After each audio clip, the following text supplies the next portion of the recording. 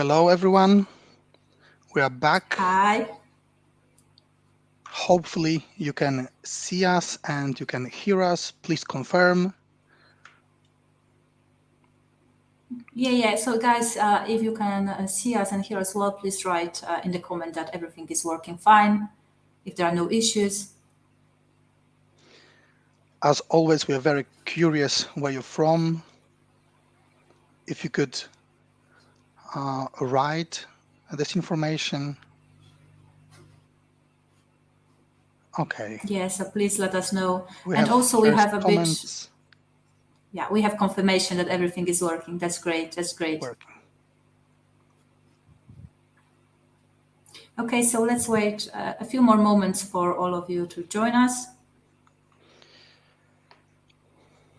In the meanwhile, you can let us know where you're from. I see that we have one of the Yes. people from Los Angeles. Very nice. I was going to ask about the States because it's 10 a.m. So they are about to start, or they have already started their work. Yeah, we are Because from Poland right now, so this is 4 p.m. Here. Oh, we yes, have also from Gdańsk, from Poland. Barbara, welcome. Yes, so glad you join us. Caroline, Also, Nick South Africa, from UK. Nice. South So Africa, happy that you are with us today. Carly. Good to have you India, all. yeah. Oh my, Brazil, I see that. Yeah, I see that we have people from all over the world. That's great. That's fantastic. Germany, India. Perfect. Okay, so I think we can start slowly, right? This also will be recorded, so those of you who join who will be late, we will share the recording with you so you can watch all that you missed. Yes. Egypt. Perfect. Check. Great. Okay, Great so to have Mariusz, you. maybe we'll start. Yes, let's start. Great. So Great. I just want to start from saying that it's great. It's just great to have you all during today's webinar. It seems to me a very long time since we last met. Hopefully, you were present during our last webinar. I remember back then that we were competing with Football World Cup, so to get your attention, and I remember it was not very easy. Before we start, just a short intro about our company. So we're from XPlus, who's among the top 1% of Microsoft partners worldwide for business applications, with the Microsoft Inner Circle member. We also with the vendor of a wide range of products dedicated for D365 F&O, and we specialize in users' activity tracking.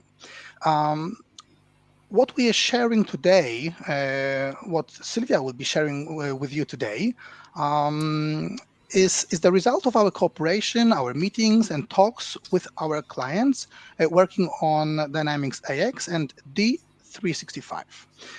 So I'm Mariusz, I'm Executive Explorer Sales Lead, and I'll be co-hosting this webinar today named Who's Doing What in My Microsoft Dynamics System. To be more exact and more precise, who's doing what in my D365 Finance and Operations System, or AX. Feel free to ask questions in the chat during the webinar. We'll have all them covered during our Q&A session at the end of our meeting. And you already heard Sylvia, so just let me introduce our process mining and users activity tracking expert, Sylvia, who's the product manager of Executive Explorer. Sylvia has the experience of a business analyst. She participated in many process optimization projects, so she can tell you a lot about the subject. I bet she will be mentioning some of her experience connected with this matter. Sylvia, the mic is yours. Thank you very much, Mariusz. Thank you for the introduction. Once again, thank you guys for joining us today. Just before we start with the presentation, I wanted to ask you to participate in a very brief survey. Those of you who are joining us via YouTube, in a moment you will see a survey with one question only. So if you could please take a moment to answer that. The question is connected, of course, to the topic of today's presentation, to user activity tracking. How do you find it? So please answer the question. Also, let me know if there are any issues. If you cannot see the survey, we'll try to fix that if that happens. So right now, just have a minute or a minute to let you answer that, and we'll be back in a moment, with the results and the rest of the presentation. So I think we can now publish this survey.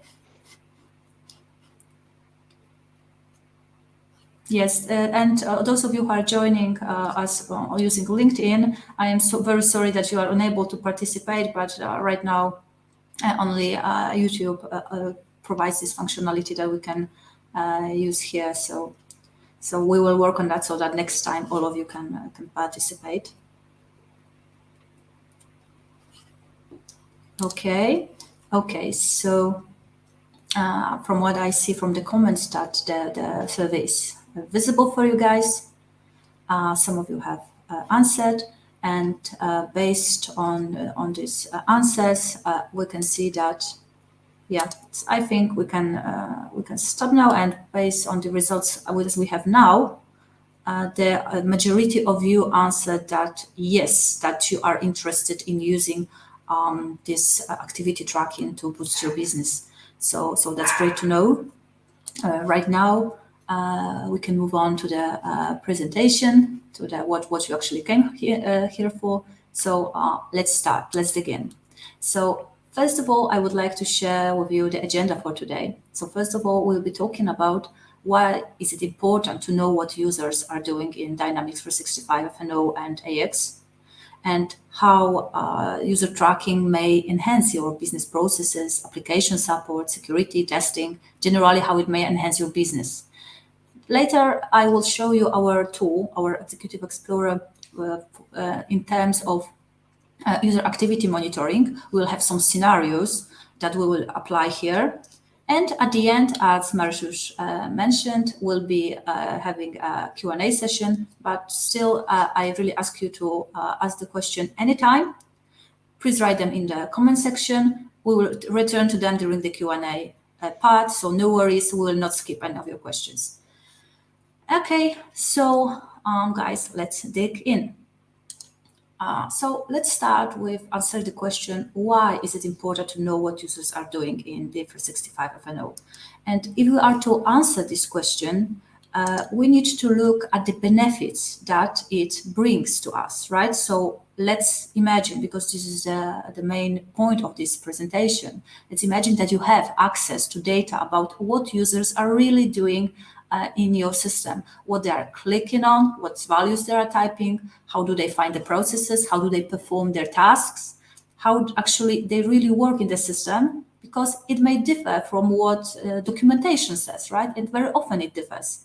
So the benefits that user activity monitoring brings are connected with, well, first of all, the first thing that comes to your mind, right, is enhanced security.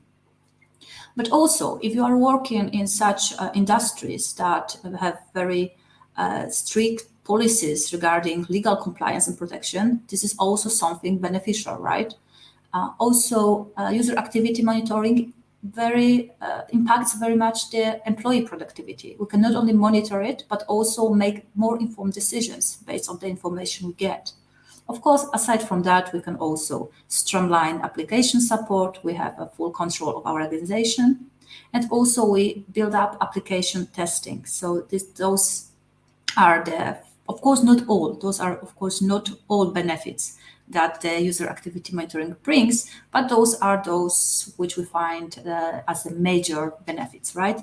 And right now, let me talk you about some of those benefits in more details. Let's start with security. So, I believe that it is not really a secret, not a surprise for anybody that cybersecurity in the times we live today became really a top priority. And it is not only connected with the fact that the situation, geopolitical situation that we've got now is uncertain and brings the cybersecurity to the spotlight, but also, well, we have many employees working in all over the world. Just as today, as at the beginning, as we've said, that we have people from Europe, from Asia, from Africa, from America. So the same goes for our workers, right? Our employees, they work from different parts of the world, and this is amazing. They bring a great value to us, and we create a great community. Our business booms thanks to that, but also it opens the organization to certain threats. So this remote work, this working online, also opens new doors to cyber attacks. So we need to, and cyber threats. And so we need to take that into consideration. And one of the best ways to address this issue is to monitor sensitive data that we've got, right? And ERP systems, just like Dynamics, those systems they are containing sensitive data, like information about our customers, our vendors, our price lists, and so on. And we want to monitor who has access to it and who makes any changes there, right? And also we want to protect it against internal and external actors.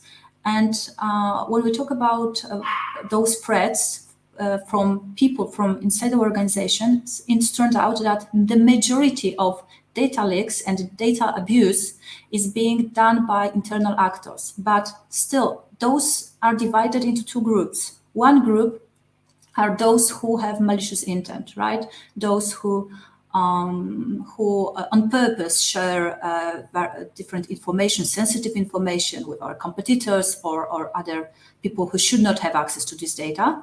And of course, those are those people who do it unwillingly and unknowingly even, right? Somebody may abuse their naivety and get some information from them.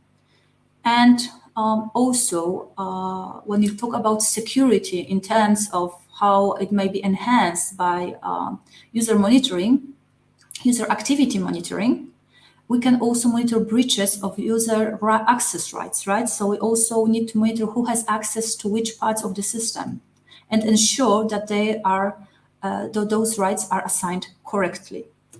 And I wanted to mention here one more thing, that when we talk about cybersecurity, for a really large percentage of all the companies, over 80% of those companies, it is not really a question whether a data breach will happen, but when. So we could say that it is almost certain that such thing may happen to us, and often more than once. But what is really important, and what also user activity tracking helps in, is the fact that we need to as quickly as possible, detect that it happened and react just as quickly. But we need really to detect it as fast as possible. And the data from 2021 shows that it took around half a year, up to 1 year, to detect that the data breach occurred. So it's really a worrying information, and it is something that very often we talk about with our customers, our clients, how to prevent this late response, how to react quicker, how to actually detect such data breaches quicker and faster. So yes, so user monitoring here is one of the answers to this question. And moving on, I wanted also to mention legal compliance and protection in terms of user activity monitoring. So there are some industries and companies who have such policies that have strict guidelines on what type of information can be shared and with whom. And if we track user activities in real time and record those activities, store them in database for later use or later viewing, we may help those companies ensure that users are complying to those laws and regulations. And in both terms, first of all, we have a documented proof that they do comply. And if anything happens that shouldn't, if any of those regulations are being broken or not followed as they should, we may quickly intervene, and correct those behaviors, make corrections to those mistakes made here. So yes, so this is when it comes to legal compliance and protection. Now let's talk about employee productivity.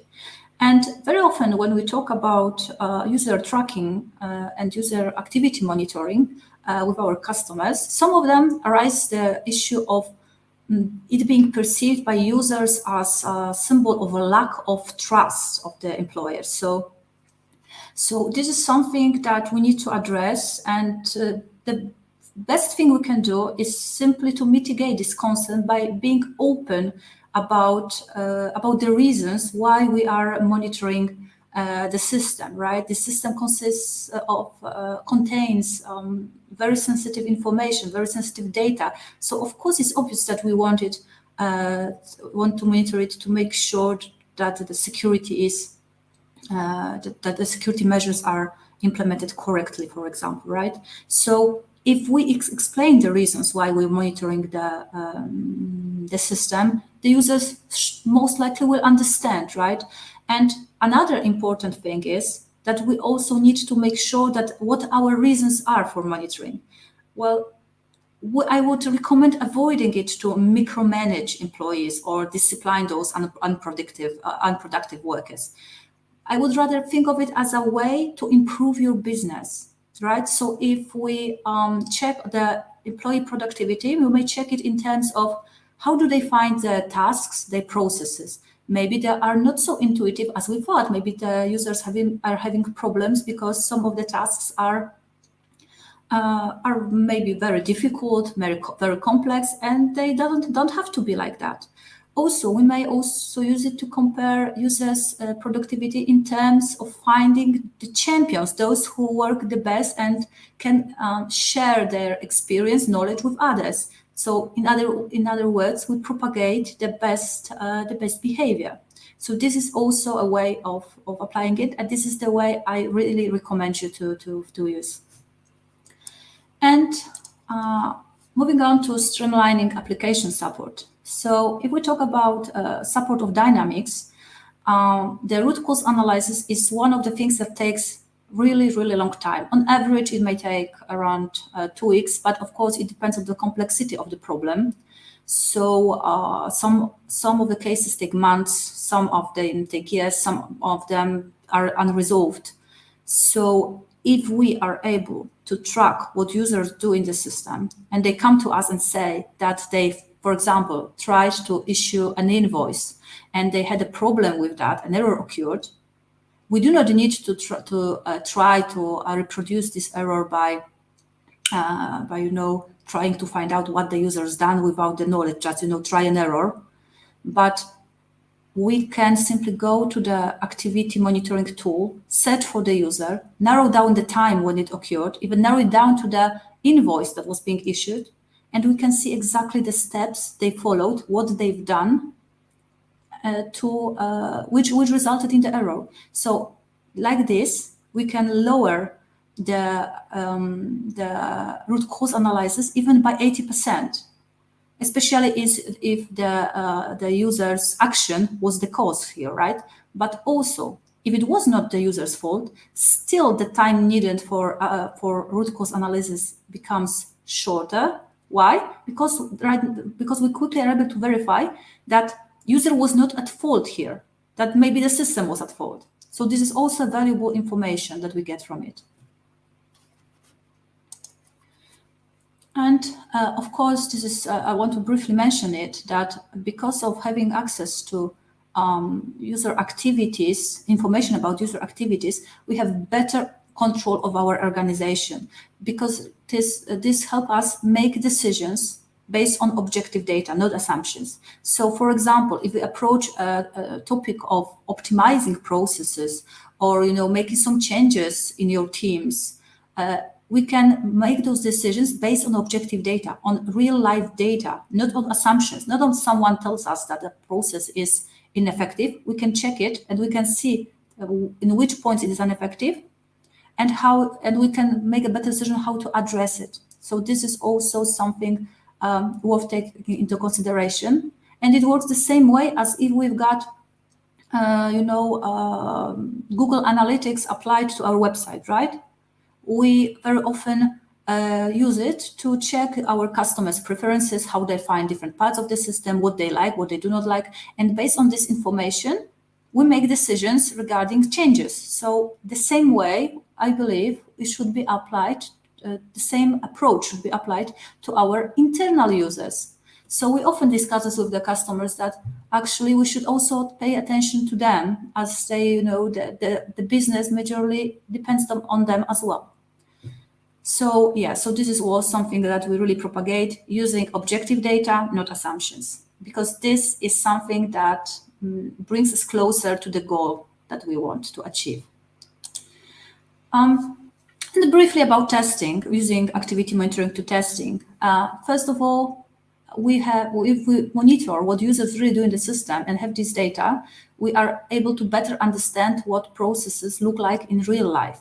Because very often it turns out that our customers have outdated documentation, not detailed enough, or even they have documentations that does not reflect at all the processes that happen in real life. And if we have user activity monitoring applied, then we actually see what they really look like. We have objective information here, and we can prepare the testing based on the process, on how the processes look like in real life. Okay, guys, so this is, if it comes to the theory, right now I would like to move on and show you our solution and our Executive Explorer, and show you some business cases, business scenarios. But before I start, I wanted to invite you to our website, executiveexplorer.com. So if you would like to, request a free trial of our solution, or schedule a meeting with us to discuss it further, please feel free to visit this site. You can also find me on LinkedIn and write to me directly, so we can schedule a call. That's no problem. And as well, the link to the form where you can sign up for the trial is also in the chat, so you can use it as well. Okay, so now moving on, let's start with our first scenario. So let me first let you know what this first scenario is. So here we have a case where I would like to know which users have access to the most sensitive parts of the system. For example, fiscal calendar, price lists, vendor lists, and so on. And because I want to make sure that the rules and permissions have been implemented correctly. So right now, let me share you my screen of this Executive Explorer solution. I hope that you can see it. This tool, before we start, let me quickly summarize what this tool does, how it works like. So it works very similarly to Google Analytics. So in other words, we install an agent. Oh, sorry, I'm not sure you can hear me well, but my airbag fell out. Hopefully you can hear me. And what I wanted to tell you is that this works like Google Analytics in terms that we install an agent in D365 or in AX. And by using this agent, it captures all users' activities. So what they click on, what they type in, what they search for in the system. So all of this information is being captured and stored in the database, and it can be accessed from this web application. So let's move back to this first scenario that we've got. We wanted to know which users have access to a sensitive part of the system. So let me go here to activities. Okay, and let's say I want to know a fiscal calendar. This I want to see who accessed it. Okay, and since this is a test environment, it does not have really a lot of records here. But what you can see is that we have all activities involving fiscal calendar, and some of them were being performed, those activities, by this user, AWX Test 1, and there are also some done by AWX Test 2. And I can dig even deeper and see the details of what this user's done. So let me go with the first one. Here I have some basic information, right? For example, in which company it was being performed, on which environment, what was the session ID, and I would like to, see more details here. So here, what I see is some details about which users, of course, which user performed this session, what steps involved, step by step, and I have here a search box. So let's say that I'm interested in finding out if this user created a new calendar. So let me type it. Let me search for it. And as you can see, now it's been highlighted in blue that yes, such a step was being performed by this user. And I can click on it and go to the business context on the right and see exactly what business context was provided by this user. So in other words, how did they set up this calendar? So for example, if there was an issue that it was set up incorrectly, or it was not set up at all, or was set up by a person who shouldn't set it up, we can find this information here. And as I've mentioned before, it does not have to only include this fiscal calendar. It may also include all other sensitive parts of the system, such as, for example, price lists, vendors, list of vendors, bank accounts, all that you find in your organization as sensitive, you can monitor. And now let me move back to the presentation and move back to the second scenario. And let me read it to you. Here we've got a user who expresses worry about unsupervised changes made to a user account, and they would like to know who made those changes and when. Okay, so let's go back to this, to our Executive Explorer, to events, to activities. And let's say that we have information that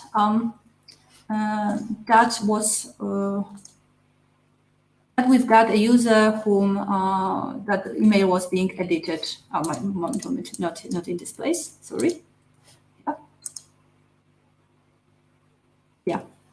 And I've searched, so the case is somebody edited on the user email. I have typed the email that was being used, and I can see that all the operations, all the activities in which this was being edited with information about which user edited this email. So we have two users here in those results who worked with this email address, with this account, with this user account.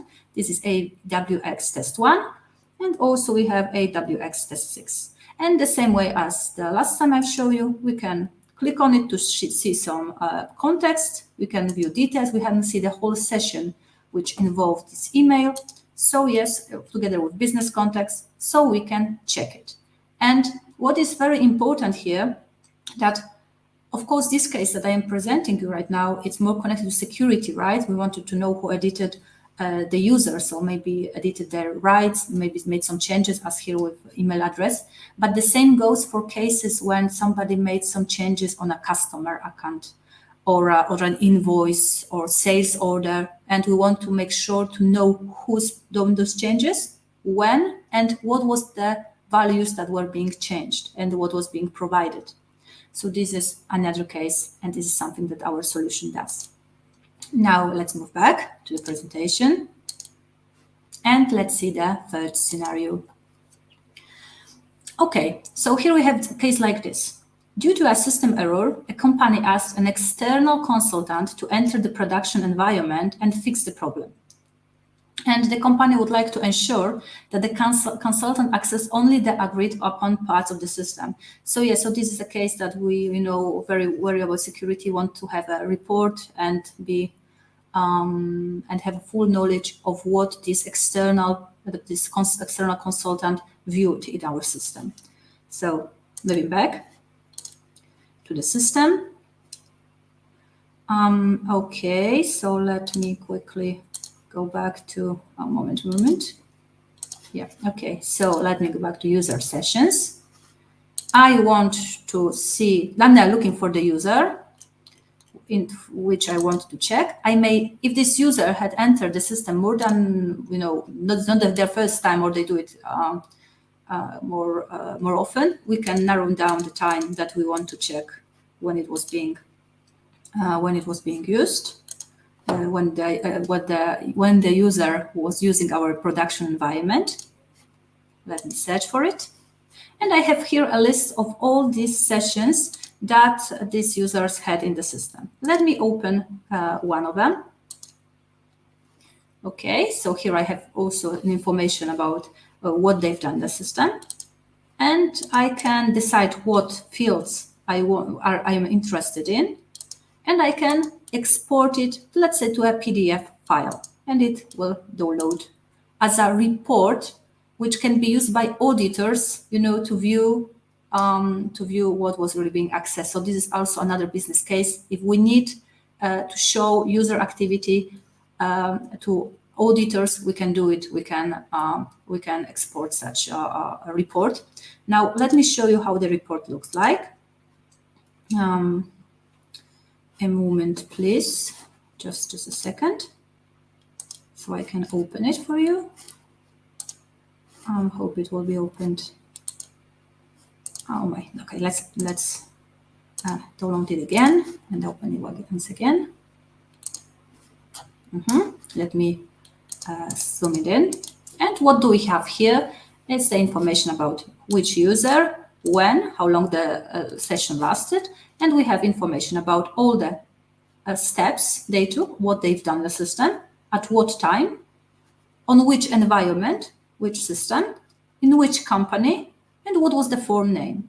And what do we see here? We have a case of a person looking at vendor invoices and clicking, checking, verifying the invoices in different fields. So this is actually a correct behavior. Nothing is being accessed different. No, the user doesn't go to any different parts of the system. They do not create any invoices. They just check on production environment what was wrong with the invoice itself. Okay, so let's move back to this presentation.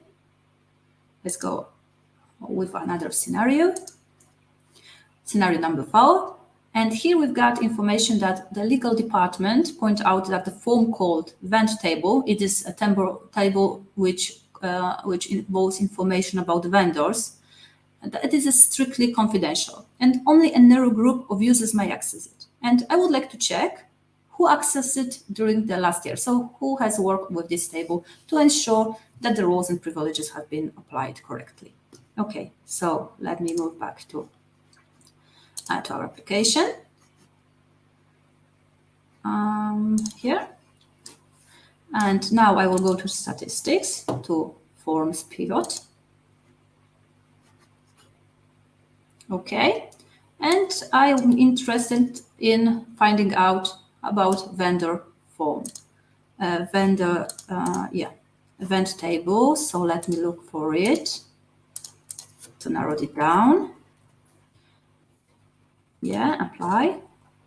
And because this form pivot works as a very simplified reporting, so I can actually, by using drag and drop, I can check various things like which forms are being used by which users, for example. This is one of the cases here. So I have narrowed down to the form event table, and I have a list of users who have accessed this table, who work on it, with information, how much time they spend on working with it. So we can see that these are the users that we see here. And if one of them, if there would be a person who shouldn't be here, it would be visible. You will see, you can check this list and ensure that the roles and privileges that you have applied in the organization are applied correctly.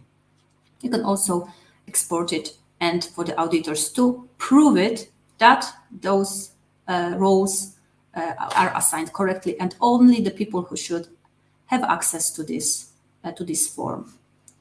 Okay, so let's move back to the last scenario that we've got for today.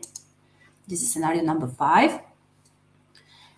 And here we've got the questions related to employees' productivity. So here is the case. To be able to measure employees' productivity, I would like to check how much time they spent in the application. Okay, so moving back to the Explorer. Okay, and this time I'm still using the same forms pivot. I just drop the form. Yeah, I have it narrowed down here, so let me select all. Apply. And here's the information about the time spent by the users, all the users in the application. So for example, I am interested in only one user. Let's say this one. And now I can check month by month how much time in hours they spend in the application. I can even use it to compare it with another user who may have a similar set of duties, and I may compare their effectivity and the time spent in the system just like that, just by clicking on it. So yes, so this is what our tool offers. Let's move back to the presentation. Of course, there are just a few scenarios that we've prepared for today. There are many more, and as I've mentioned before, if you would be interested in talking more, seeing more of this solution, please feel free to sign up for the free trial or set up a meeting. So the link is still in the chat. So you can access it. You can access the website or access the link and schedule a call, or even contact me directly on LinkedIn, which I really invite you to do so. And so that's it for this part of the presentation, and we'll be now moving to this Q&A session. I see that we've got already some questions in the chat, so we'll be moving one by one and trying to answer them all.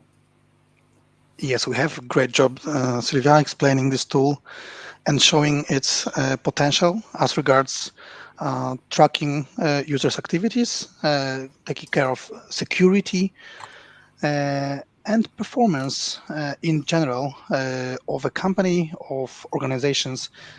Yes, we have, so let me show this question from Carly.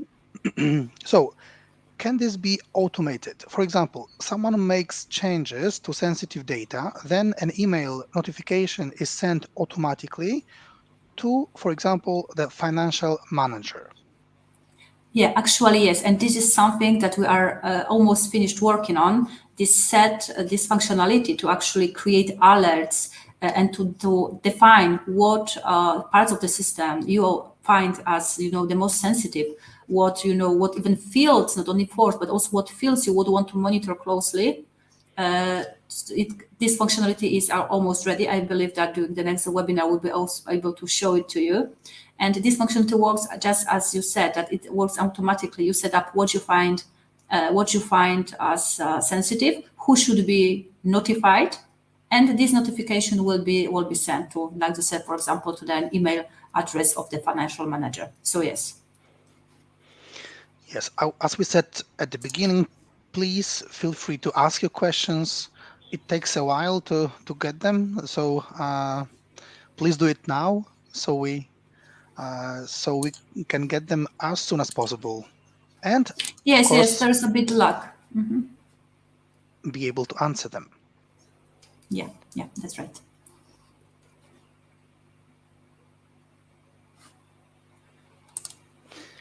Okay, I have another question. So, can users turn off the recording?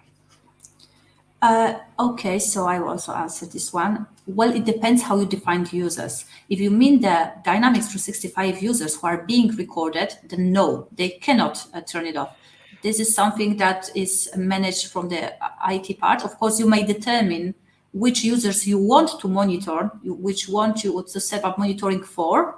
For example, you want to start with monitoring only the people working in your finance team, or only in accounting team or sales team, and so on. Then you can do it. But the users who are being monitored themselves, they do not have the rights to turn it off. Okay, so you have some more questions. Yes. Yeah, I have it. So we have a question from LinkedIn. Somebody watching us on LinkedIn. Is this leveraging the native audit role and logs within D365? Where is the aggregated monitoring data captured and stored? Okay, so to answer this question, this solution does not really logs the system logs in the system. It logs users' activities, like I said before, like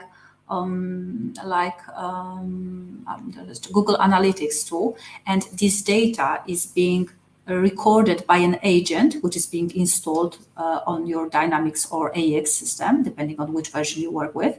And then this data is being stored in a database which belongs to our customers. So it is not that you have to, that you have to store data which is hosted, for example, by us. No, this data is stored with your own database, and you have full access to it, and you decide who you want to have, to whom you want to share it with. So this is also very important information.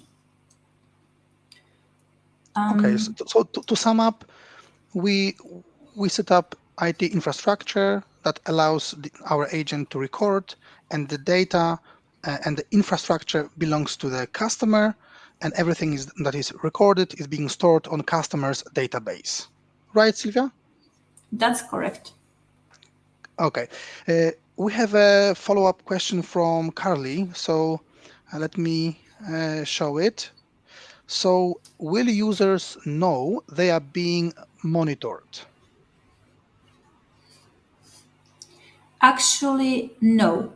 They are not affected negatively by the recording by this agent at all. We have measured the impact on the system of our agent, and it is up to 4%. So in other words, they are not able to feel a negative impact of their work. So they can work as they always do, and the data is being collected in the meanwhile. And when it comes to sharing this knowledge that you are recording the users, so this is something that you as as the organization could do with your employees and let them know, right? Like I said in the presentation, to mitigate all those concerns that the users might have, just to be open about it and let them know that they will be recorded, and only what they do in Dynamics will be recorded. So, for example, if they will use the computer to go to Facebook, then or do some private matters, it won't be recorded. So we will not be interfering with their private lives if they use their work computer for such reasons, right? Yeah, this I think this question can be understood like in at least two ways. One of them that you covered, that users don't feel any slowdown in the system while being recorded. And the second, as you said, Sylvia, during the presentation, we recommend sharing with employees that a company has this tool, why the company got it, what are the reasons, and this is something that we recommend. Am I correct, Sylvia? Just to confirm That's it with right. you, That's because you right. are our Exactly. expert. Exactly. Okay. That's how it works. We have another question. Let me show it to you. Does this monitor activity on custom tables and very base table, including system tables? Yes. So if you have a customization, if you've created your own custom tables, the tool will monitor all the activity performed by users on all tables that they are, all tables. And this is something also another use case that we've got with our clients, which those who are preparing for upgrade from AX 2012 to Dynamics 365, and they want to know which of the modifications they prepared in the past are still being used. And by using our tool, as I've shown you in this pivot table, we are able to verify whether those customizations are still being used, whether they still need to be maintained, whether they need to be, you could say, transferred, recreated in this new system. So this is something that, of course, we also get information from and about, right? So all tables that there are, even those custom ones. So we can monitor with our tool, with this activity tracking tool, everything that is happening within the dynamic system, even if something is customized. Am I correct, Silvia? Yes. But of course, just to be very precise here, we talk about user activities. So, for example, if you've got an automation, but this automation is done by created by a virtual user, we will record it, those activities. But if you have a customization, most may like running a job, something but more which does customization automation, which is not really a work of the user. It's not based on a user, but based on, like I said, a job, created job. Then it may not be recorded. Yes, because this is, as we want it to be clear, this is a tool for user activity monitoring.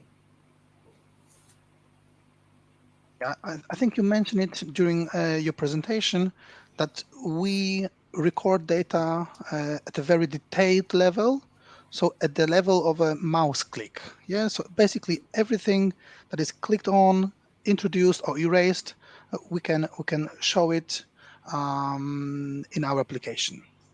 Yes. Also, what they type in, what the values are being typed in, what checkboxes are being marked, everything what is being used by keyboard or by the mouse is being recorded. I have another question, so let me show it to you. Can this collected data be analyzed in more ways than you showed? Yeah, actually, yes. And actually, the sky is the limit here. Because you are the owner of the database, of course, the tool itself, Autoctl Explorer, this web application, offers majority of different ways of using and analyzing the data from the point of your subsidiaries, from the point of users, processes of your activities, user sessions, where taking into consideration either the optimizations of the processes or security or support, but also you can use it in different ways because you have access to this database, which is yours. So if you have any unique ways that you want to use it, you can export the data to Excel or to Power BI and do with it whatever you want, apply it however you wish, right? So there's, as I said, sky is the limit here. We have a question from team. Let's display it. I think we've omitted one from Carly, but we can do it after this one. Okay? Yes, I will come back to Carly. Are we able to use this tool to ID users who are not using D365, even though they are enabled, and therefore reduce our license counts for cost savings? Yes, of course we are able. Also using this form pivot, which I'm showing you, this is the presentation, we can apply it to find out which users simply have 0 when we count the time spent on application. If we see that there for those users is the 0 time spent in the application, then you have answered to your questions, right? Those users are not using this 365 even though they have a license there. Yeah. So team, yes, we can. And as you, Silvia, mentioned, there's one more from Carly. Let me show it to you now. Is this tool only for Microsoft Dynamics, or can it be used on other ERP solutions? Yes. So to answer this question, for now, this solution is only dedicated to Microsoft Dynamics, to this 365 F&O and those previous version AX 2012 and AX 2009. So other solutions are planned for the future. Now we are focused on D365 Finance Operations, or the new name FSCM, and AX, the old systems, as Silvia said. That's true. All righty. So send us your questions. We have still some time to cover them.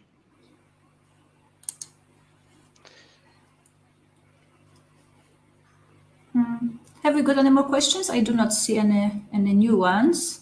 I got one which was about the So let me show it to you, Sylvia. How does it record users? How does it record users? So as I said during the presentation, but let me quickly summarize it. We install an agent which captures users' activities and stores it in your database, our customers' database, and it works just like very similarly like Google Analytics. So the user is not affected negatively and does not feel anything. It's not even have any icon or any screen showing that now you are being recorded. No, it is something that happens. You could say it is not being felt at all. So this agent collects the data and then stores this data in the database, and this data is then being analyzed, being grouped in certain ways, and it's being displayed in a web application, which I've showed you during the presentation.